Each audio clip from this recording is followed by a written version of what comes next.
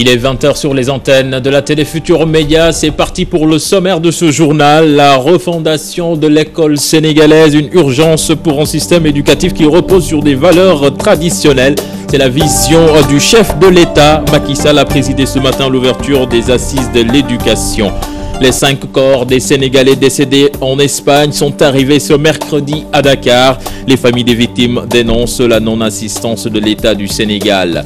Fass Mbao, Parcelles Assainies, Unité 3 empêtrées dans les eaux de pluie après les fortes précipitations d'hier. Les populations en colère déplorent l'absence de canalisation. Et puis le dossier du jour porte sur la communication du gouvernement pour barrer la route au virus Ebola. Les développements, c'est dans une poignée de secondes.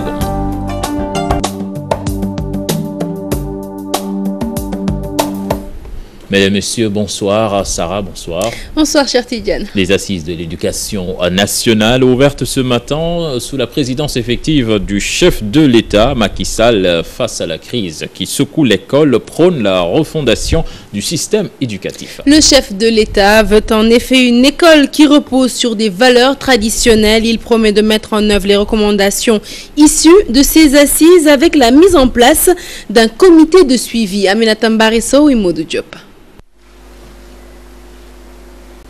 Je vous remercie. Une minute de silence à la mémoire de l'étudiant Bassirou Faye pour marquer l'ouverture des assises sur l'éducation nationale.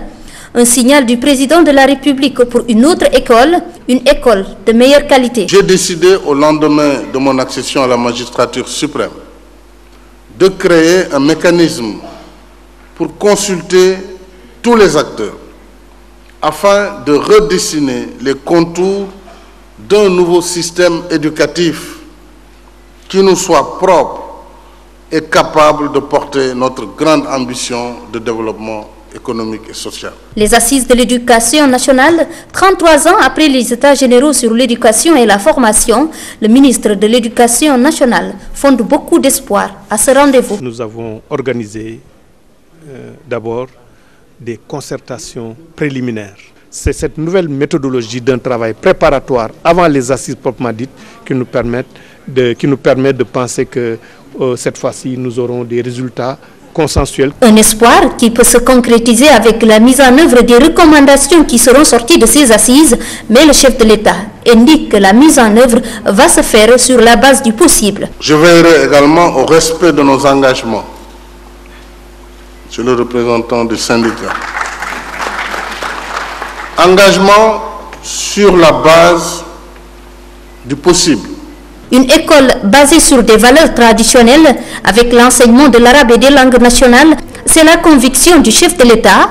Dans ce cadre, un comité de suivi des recommandations sera mis sur pied avant la tenue d'un conseil présidentiel sur l'école.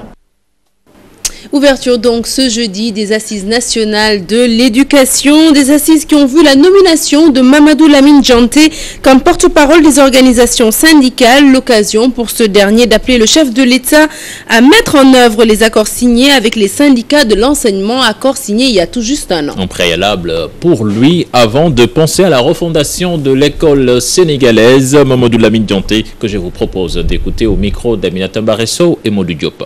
Nous avons considéré qu'aujourd'hui, les enseignants peinent à avoir une formation de qualité, que ce soit la formation initiale comme la formation continue, ce qui est gage donc d'amélioration de la qualité des enseignements-apprentissages. Un protocole d'accord a été signé depuis presque un an, mais aucune application, ou en tout cas aucun début d'application n'a été fait. Par rapport à cela, ça ne rassure ni les enseignants, ni les élèves, ni les parents. Je pense que ce mois qui reste avant la rentrée des classes doit être mis à profit par le gouvernement du Sénégal, au moins pour rassurer tout ce beau monde-là. Nous avons estimé qu'aujourd'hui, tout cela doit être pris en charge par les autorités étatiques pour que véritablement nous puissions nous engager résolument vers la refondation du système éducatif.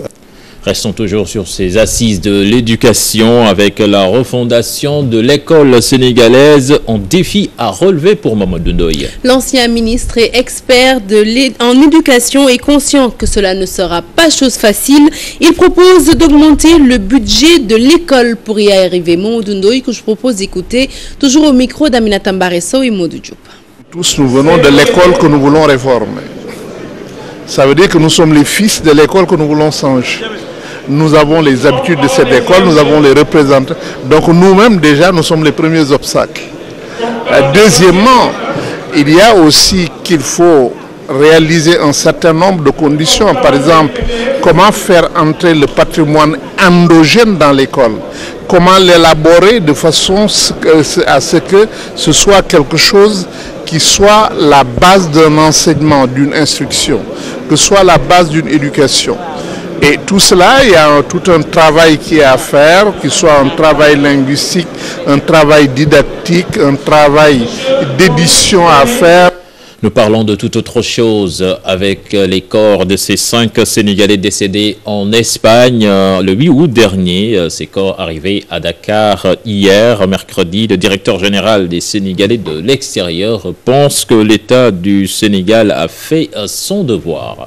Une version des faits que les familles des victimes ne partagent pas. Selon ces dernières, ce sont plutôt les immigrés qui ont pris en charge le rapatriement des dépouilles et même son de cloche du côté du président de l'Union des Sénégalais de l'extérieur qui déplore également la lenteur des autorités sénégalaises dans le processus de rapatriement. Makital.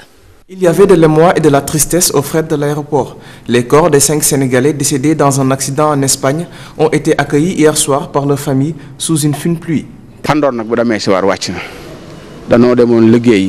Ils étaient partis à l'aventure, chercher fortune, mais Dieu en a décidé ainsi.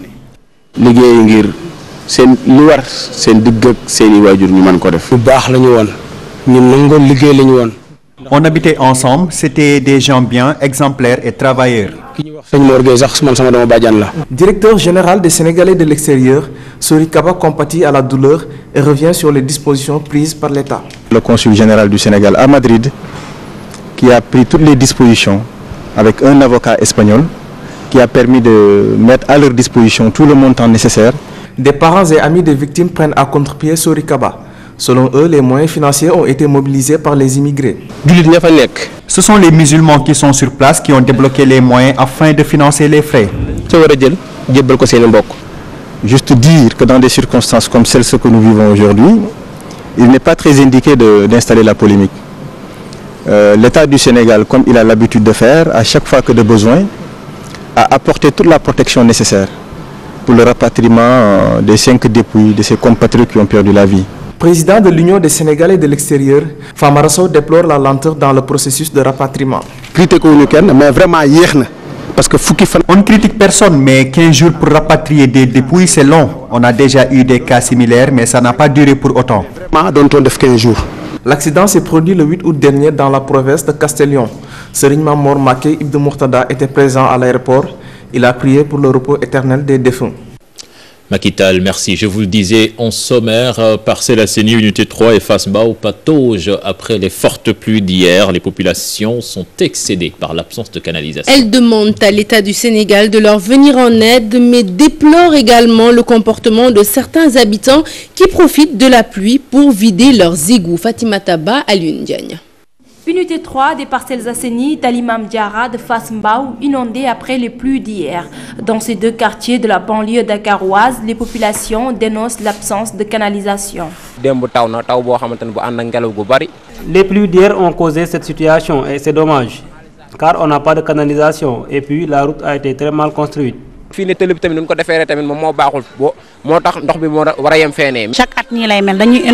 Chaque hivernage, nous vivons la même chose, inondations, maladies, etc. On ne peut même pas sortir de chez soi. Nous venons de Fass et on est venu ici avec beaucoup d'espoir, mais malheureusement les inondations nous fatiguent. Personne ne peut sortir pour aller au marché. Une odeur nauséabonde provient des eaux. Certains riverains pointent du doigt leurs voisins qui s'adonnent à des pratiques malsaines. Je déplore le comportement de certains riverains qui profitent de la pluie pour davantage salir le quartier. À la rue Mamdiara, certains profitent des pluies pour vider leurs fosses dans les rues. Et ça, ce n'est pas bien. Ici, le trafic est difficile, les enfants exposés, les autorités sont interpellées. Le maire sortant n'a rien fait dans ce quartier. On ne le connaissait même pas. On ne peut pas continuer à vivre cette situation.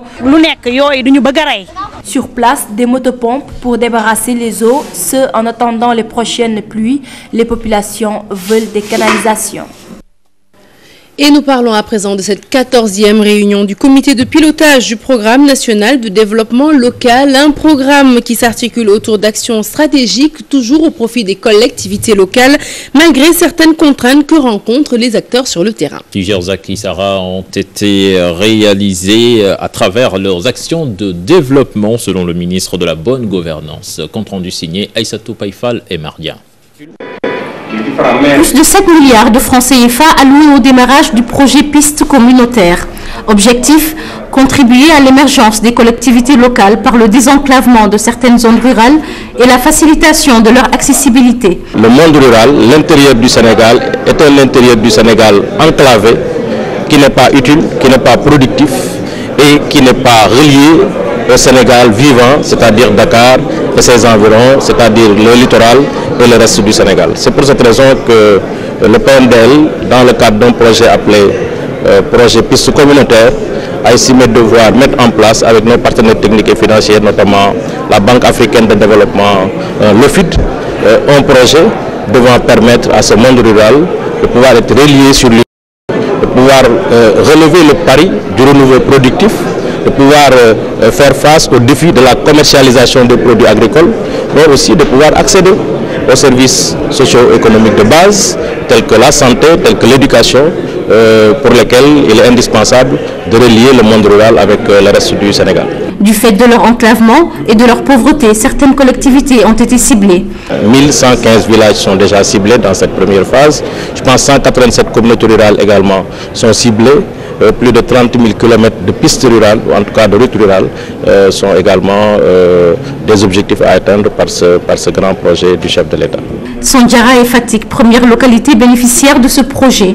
Un projet qui va en parfaite adéquation avec l'acte 3 de la décentralisation.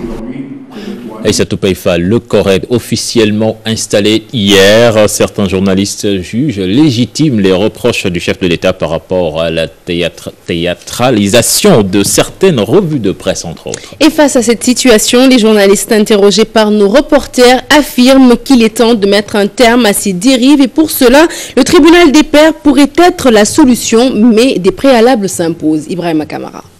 Ce qu'il est communément appelé revue de presse, c'est une dictature.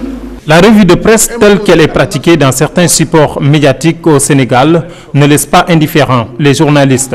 Tous les professionnels déploient ce que l'on entend souvent dans certains médias. Mais pour ce qui nous concerne, nous, ici au niveau du groupe Sud Communication, vous savez, la revue de presse, pour quand même un journaliste qui sait comment fonctionne la revue de presse, et qu'on le fait de façon professionnelle. On prenait les lignes fortes de ce journal parce que peut-être celui qui a écrit la chronique ou l'article a pris le temps de se documenter, a pris le temps vraiment d'étayer ses propos par des recherches. Et dans ce sens, si tu lis les lignes fortes, tu permets peut-être, tu orientes le lecteur. La parole aux auditeurs ou le Warsa Khalat aussi a été soulevée lors de l'installation du tribunal des pairs. Il y a des garde-fous qui doivent être mis de part et d'autre. Un auditeur qui, par exemple, veut quand même aller au-delà de ce que l'actualité commande, forcément on le coupe. Et ça aussi, ça appelle la responsabilité du journaliste. Les journalistes acceptent tout de même ce tribunal, mais avec des réserves. Le statut du journaliste, les conditions de travail du journaliste, l'existence du journaliste, parce que là, je pense que c'est des préoccupations aujourd'hui qui méritent quand même des solutions. Et je pense qu'on ne doit pas aussi parfois renverser les priorités pour commencer par la fin. Les journalistes préposés à la revue de presse dans certains organes n'ont pas voulu donner leur avis sur la question. Et nous parlons de tout à fait autre chose. Remplacée depuis peu par la gare des Beaux Maraîchers, la désormais ex-gare pompier a aujourd'hui des allures de dépotoir d'ordures. Oui, les commerçants qui opèrent sur les lieux accusent la mairie de Dakar d'être responsable de cette situation. Ils disent craindre pour leur santé. C'est un reportage signé à Salimata Aou et Adama Gueye. Nous sommes à la gare routière dénommée Pompier. Ici, le décor a complètement changé après le déménagement à la gare des Beaux Maraîchers. Ces commerçants crient le ras-le-bol. Chaque jour en balayant ici la gare routière, tu as vu tout ça. C'est eux qui balayent ici et venir verser les saletés ici. Ça donc on peut dire que c'est du sabotage. On est en train de dire un pays émergent. Mais si c'est ça, tout peut y arriver. Avec ces ordures, ils craignent d'être exposés à des maladies.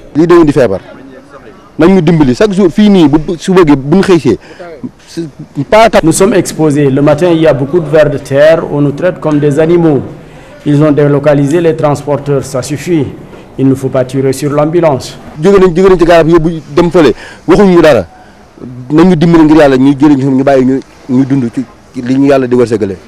Après le déménagement des transporteurs à la gare des Beaux Maraîchers, les ordures occupent les lieux, ce aux grandes dames des occupants.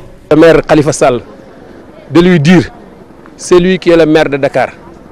C'est sa famille qui est là à la gare routière. C'est sa famille qui est là à Dakar, à la gare routière. Donc, il n'a qu'à venir pour nous soutenir. Il n'a qu'à venir pour nous soutenir. Salimata Aou, merci. Malgré la pause pluviométrique, l'hivernage se porte bien à Kolda avec la reprise des pluies, ce qui a pour conséquence un bon comportement des cultures. Le produit des premiers semis de maïs est déjà disponible sur le marché. C'est une correspondance signée Abdoulaye Diallo. Depuis le début du mois d'août, à Kolda, la campagne agricole est caractérisée par une reprise des pluies sur l'ensemble de la région. Entre autres situations pluviométriques favorables, selon le rapport de la Direction régionale du développement rural, les postes de Dabo, de Djoulakolon et de Saré-Bidji, situés dans le département de Kolda, sont excédentaires. Même si les autres postes sont déficitaires, mais les quantités de pluie déjà enregistrées à Kolda permettent un bon développement des cultures, ce qui fait renaître l'espoir auprès des paysans. Chaque jour, il y a un minimum 2 ou 3 pluies qui s'abattent. Effectivement, nous pensons que d'ici, quand ça continue jusqu'à fin septembre, il n'y aura pas à se plaindre. À ce rythme actuel, nous avons bon espoir que l'hivernage va bien se dérouler. Car depuis le début du mois d'août, il pleut régulièrement. Avec ça, nous osons espérer. Si ça continue comme ça, tout ira bien.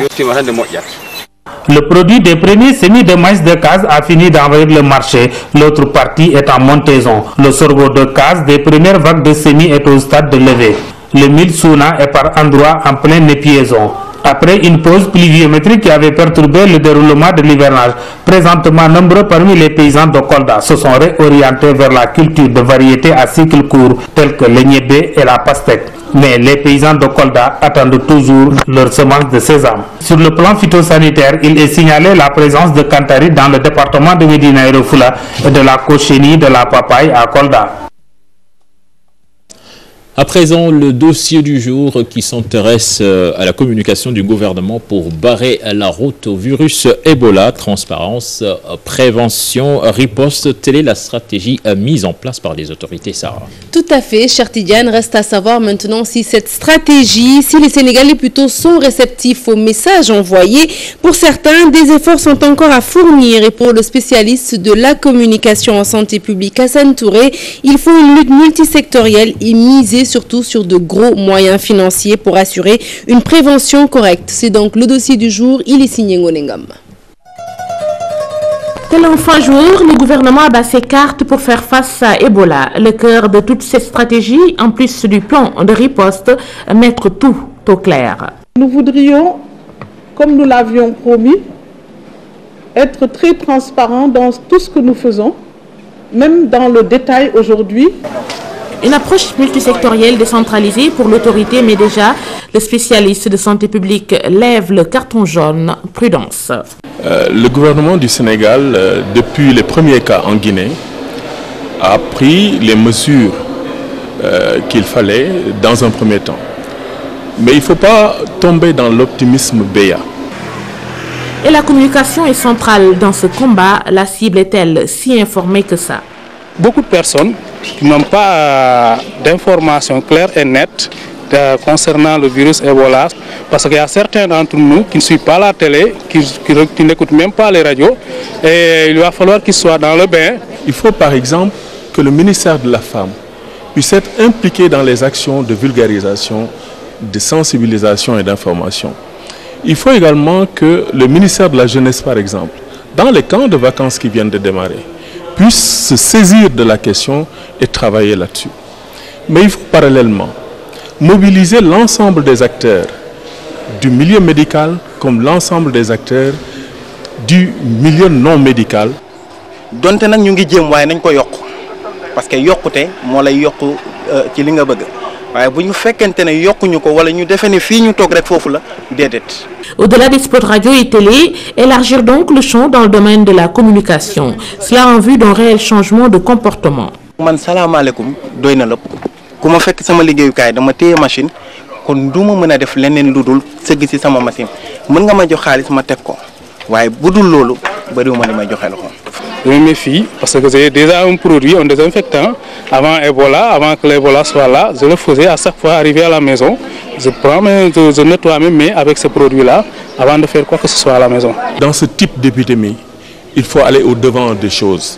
Il ne faut pas attendre. Il ne faut pas lésiner sur les moyens. Mieux vaut mettre le paquet dans la communication préventive que de mettre le paquet dans le curatif. Et ce serait quand même risqué. Le gouvernement se devra aussi d'accompagner les populations dans ce processus qui ne se fera pas du jour au lendemain, mais aussi outiller les experts afin d'aller au-devant de ce qui doit être fait pour protéger les Sénégalais. Voilà, la page des sports, Sarah Cissé, que nous démarrons avec du judo. Ce n'est pas encore la paix des braves entre le comité de normalisation et le ministère des sports. Des responsables de la discipline fustigent la prise de position de la tutelle des présidents de clubs de judo. Donc on n'écarte pas l'idée de deux fédérations de judo. Je vous propose là-dessus de suivre ce sujet signé Chertidiane Diop et Tierno Laurent Mendy. La date du 28 septembre, officiellement fixée pour la tenue de l'Assemblée générale élective d'une nouvelle fédération de judo, reste hypothéquée pour cause d'absence de consensus. C'est d'abord une exclusion totale de la gestion du CNJ. Allez retrouver au niveau de l'administration du CNJ. Pratiquement, il n'y a aucune discipline associée dans cette administration. Première chose. Deuxième chose, il y a le refus des affiliations. C'est pratiquement pareil au niveau de toutes les autres disciplines associées à part le Nambudo. Et vous voyez la preuve. Là, c'est mes licences qui ont été refusées. Chaque club vient avec une voix. Sinon, on fait une assemblée de ligue, comme le dit nos textes qui ne sont pas encore renouvelés. Le collectif des clubs de judo exhorte la tutelle à être impartiale. Ainsi, le responsable moral du judo club d'Amara Dabo lance un cri de cœur. Le judo sénégalais a un grand problème dont tout le monde vit aujourd'hui et j'ai l'impression qu'on fait la sourde oreille. Peut-être qu'on n'a pas souvent l'habitude de dire, et je le dirai tout haut et tout fort, arrêtez. Arrêtez de jouer avec notre judo. Nous ne nous laisserons pas faire. Nous ne nous laisserons pas faire et je vous promets que nous avons tous les moyens, logistiques, matériels, humain pour réussir à redoser le blason du judo sénégalais. Et on le fera, et aujourd'hui on est décidé à la faire. Je vous remercie. À l'unanimité, les maîtres de ces différents clubs dénoncent des micmacs. Pour eux, ces pratiques gangrènent la discipline et continuent de diviser la famille du judo. Et du judo, nous passons au basketball. Le meneur de l'équipe nationale masculine, Vieux Mamadou Ndoye, fait le bilan du stage de Malaga en Espagne. Pour ce dernier, la phase de préparation a été une occasion pour les joueurs de se mesurer aux meilleurs du monde et se préparer en conséquence avant le mondial prévu du 30 août au 14 septembre prochain. Vieux Mamadou Ndoye, que je vous propose d'écouter au micro de Chertidiane Diane. 2 victoires. Bon, personnellement, même en fait c'est le sentiment du groupe. On ne s'est pas focalisé sur les 2 victoires parce qu'on s'est beaucoup plus appesanti sur les 3 défaites parce que c'est avec les défaites qu'on peut voir les lacunes, les faiblesses, ce qu'il faut travailler ou bien ce qu'il faut améliorer. On ne va pas promettre monts et merveilles aux Sénégalais. Honnêtement, il faut oser le dire. on peut faire des choses là-bas. Mais si on prend l'exemple, il y a certaines équipes qui sont tellement huilées. Si je prends l'exemple de l'Espagne, c'était évident que jouer avec eux, c'est franchement dur, c'est franchement galérique. Et puis le tirage au sort de la phase de poule de la Ligue européenne des champions a été effectué cet après-midi à Nyon. Dans la poule A, on retrouve l'Atlético Madrid, la Juventus, l'Olympiakos de Pirée et Malmö. Dans la poule C, Benfica à Lisbonne, Zénith Saint-Pétersbourg, Leverkusen, AS Roma. La poule D, Arsenal, Borussia Dortmund, Galatasaray, Anderlecht. Poule F, Barcelone, Paris Saint-Germain, Ajax Amsterdam et Apoel Nicosie. Poule G, Chelsea, Schalke 04, Sporting Lisbonne et Maribor. Dans la poule H, le FC Porto, Shakhtar Donetsk, Athletic Bilbao et le Bate Borisov. La compétition démarre le 16 septembre prochain. Et puis à noter, en marge de ce tirage au sort, Cristiano Ronaldo a été élu meilleur joueur de l'UEFA saison 2013-2014. Voilà, c'est la fin de ce journal. Merci Sarah. Merci beaucoup, cher Tidiane. Voilà, on se dit au revoir. Prochain rendez-vous pour l'information, ce sera à 0h. Mais tout à l'heure, vous avez rendez-vous avec Eladja Sangei dans son émission L'équipe Intimi. Au revoir.